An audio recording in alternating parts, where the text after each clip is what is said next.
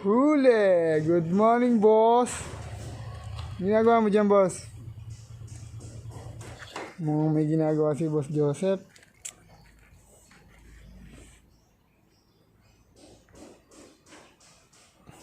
Boss, ano yan? Inopera mo na naman, ha?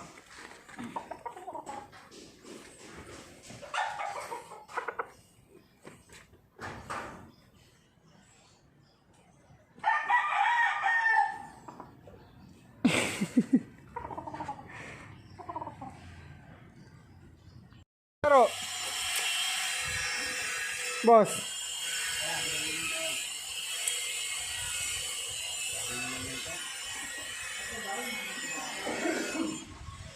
Food trip si boss, oh.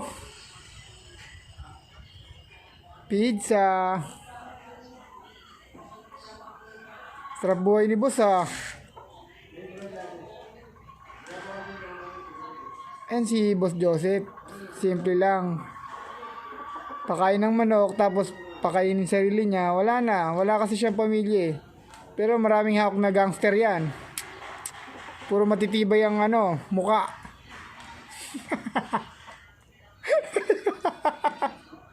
Hindi matitibay ang loob, matitibay ang muka.